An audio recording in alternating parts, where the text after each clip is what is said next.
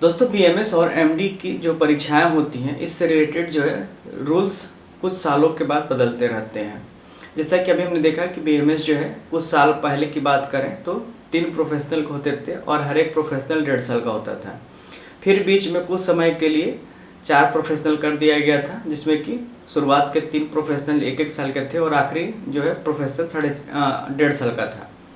फिर अभी जो नया एक्ट बना 2020 के बाद से फिर से वापस लाया गया, जो पिछले 3 प्रोफेशनल थे 1.5 साल के, सेम वैसे ही कर दिया गया। हालांकि सिलेबस में बहुत सारे चेंजेस में किए गए हैं।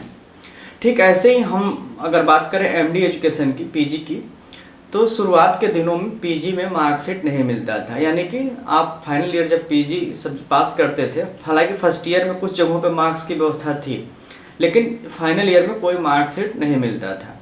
सिर्फ सेटिस्फैक्ट्री और नॉन सेटिस्फैक्ट्री के आधार पर जो है पास या फेल, यही 2 चीज़ आपको मिलती थी। कोई मार्कशीट नहीं मिलता था, यानी कि आप किस सब्जेक्ट में किस पेपर में कितने मार्क्स पाए हैं इसका कहीं भी उल्लेख नहीं मिलता था। और जो आपको सर्टिफिकेट भी मिलता था उसमें भी कहीं मार्क्स का उल्लेख नहीं होता था। लेकिन कुछ सालों से व्यवस्था कर दी गई कि फर्स्ट ईयर में तो एग्जाम होते ही हैं, उसका मार्क्स मिलते ही हैं, लेकिन फाइनल में भी अब एग्जाम होंगे और फाइनल में भी आपको मार्क्स मिलेंगे। तो ये व्यवस्था हालांकि कुछ साल पहले से चल रही थी, लेकिन अभी भी बहुत से ऐसे संस्थान थे, विश्वविद्यालय थे, जो कि अभी भी मार्कशीट नहीं प्रोवाइड कर रहे थे। और ऐसे में बहुत जगहों पे अगर कोई पोस्ट निकलती थी, एडवर्टाइजमेंट होता था, तो उसमें समस्या आती थी मेरिट लिस्ट बनाने में। क्योंकि अगर मान लीजिए कि 2 स्टूडेंट जो है अलग अलग यूनिवर्सिटी से पास हुए हैं, एक के पास मार्कशीट है, दूसरे के पास मार्कशीट नहीं है, तो ऐसे में अगर सेम पोस्ट के लिए दोनों अप्लाई करते हैं तो हम उनको सीनियरिटी हम डिसाइड नहीं कर सकते या मेरिट डिसाइड नहीं कर सकते कि कौन सा बेहतर है कौन सा बेहतर नहीं है, क्योंकि एक के पास मार्कशीट होती थी, दूसरे के पास मार्कशीट नहीं होती थी। जबकि प्रावधान कर दिया गया था कुछ साल पहले ही कि आपको फाइनल ईयर में भी मार्कशीट जारी करने हैं। तो इसी के दृष्टिगत देखा जाए तो अब स्ट्रिक्ट एक्शन लिया गया है एनसीआईएसएम के द्वारा, और उन्होंने जितने भी संस्थान यूनिवर्सिटी जो उनको निर्देश दिया है कि आप जो है मार्कशीट जरूर रिलीज करें और साथ में उस मार्क्स को आप सर्टिफिकेट पे भी मेंशन करेंगे कि कौन सा स्टूडेंट कितने मार्क्स पाया हुआ है एमडी के एग्जाम्स में।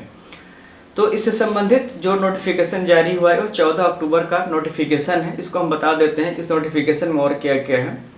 तो इसका जो लिखा गया है, जो ऑर्डर है, it has come to the notice of NCISM that some of the universities are awarding PG degree in ISM courses Ayurveda, Siddha and Unani without allotting marks and not mentioning it on a statement of marks. So this is leading to a difficulty in the selection process for the PhD and preparation of merit list for job. तो जैसा कि इन्होंने mention किया है कि PhD के दौरान merit list बनाने में या कहीं भी आप जॉब के लिए अप्लाई करते हैं तो वहाँ मेरिट लिस्ट बनाने में समस्या आ रही थी अगर आपने मार्क्स प्रोवाइड नहीं किए हुए हैं। Henceforth, all the universities having ASU affiliated colleges shall award marks for postgraduate examination and issue marks statement while awarding degree certificate to postgraduates of ISM PG courses. In case of postgraduates who have already awarded degrees without marks statement, such candidates may be issued mark statement on request.